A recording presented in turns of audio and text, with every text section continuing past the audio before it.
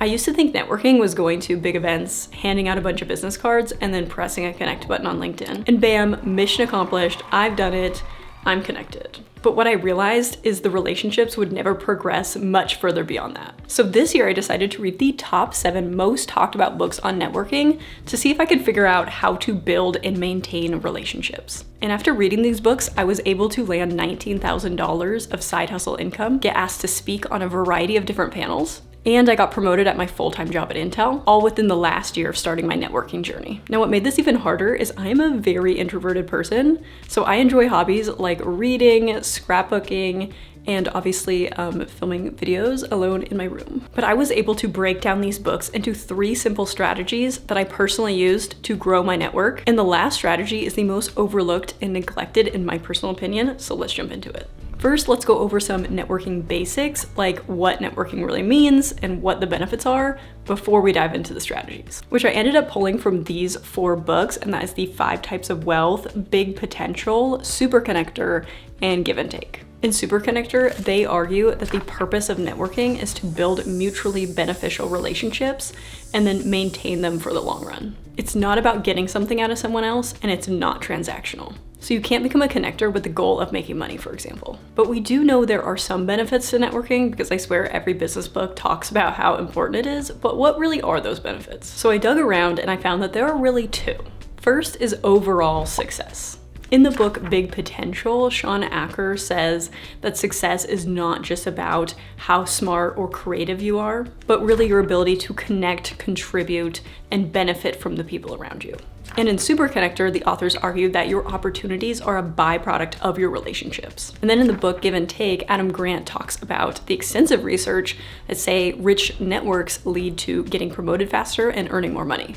Now, we've heard that all before, that your network can lead to opportunities and financial wealth, but what's more interesting was the second benefit, which is health. In the 5 Types of Wealth, Sahil Bloom talks about how the greatest predictor of physical health is relationship satisfaction, which is just so interesting. Okay, now that we know that we're trying to build mutually beneficial relationships, and they're important for our overall success and physical health, let's jump into the strategies. The first strategy is a concept I saw talked about in these 3 books, Never Eat Alone, Super Connector, and Give and Take, and that is the art of giving. I kept reading phrases from Never Eat Alone and Super Connector, like real networking is about finding ways to make other people more successful, or the most successful connectors are givers, or it's a constant process of giving and receiving. They were alluding to this unspoken rule that if you invest time and energy into people and put their needs first, that eventually it would lead to good karma, luck, and opportunities kind of flowing back to you. So their advice is to be thinking about how you can help others.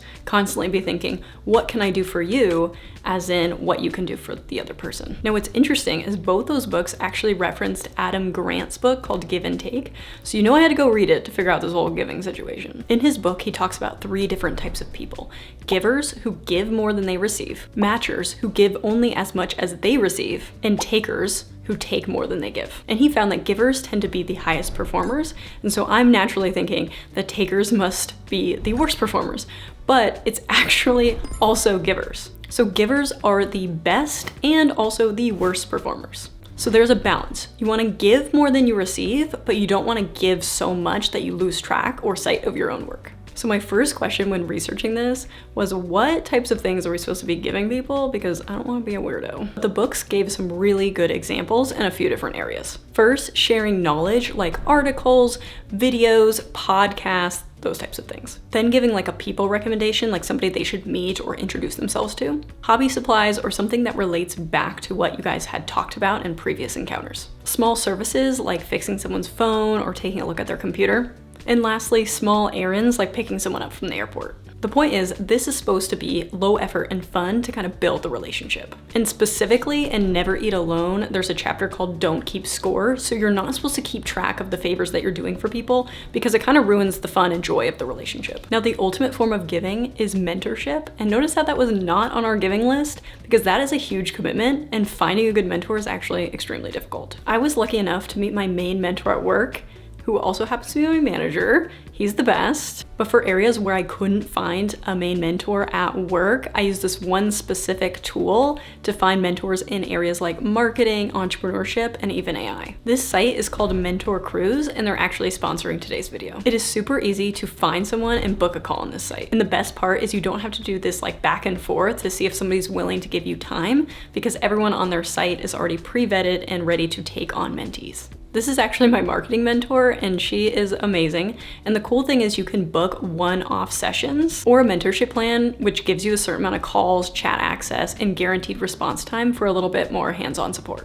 They did give me a limited discount code for you guys, so use code Liz10 for 10% off a mentoring session. I will link them below in the description, and if you do try them out, let me know what you think, because I've actually been loving this platform. Now that we are givers and not takers, the next strategy is to find the right rooms and places to be in, which is talked about in these 4 books. Again, we have 5 types of wealth and Never Eat Alone, but now we also have Career Forward and Oversubscribed. You want to put yourself in rooms with a high density of value-aligned individuals, people that are focused in a specific area that you want to build and grow in. But how do you go about finding those types of rooms? Well, in Never Eat Alone, the author says to think about what you want to specialize in, what are the top people in that area, and where do they hang out. I followed this exact advice and did a little professional stalking, if you will, of some people in my industry, like in construction, for example, and went on their LinkedIn to see where they were going, not necessarily to bug them or like be weird, but to see where they were hanging out and get myself into those rooms. To get even more specific, Career Forward actually had a really good list of places to start with, like joining industry associations or professional organizations, attending conferences and networking events, speaking at industry-specific events, of course, maintaining a presence on social media.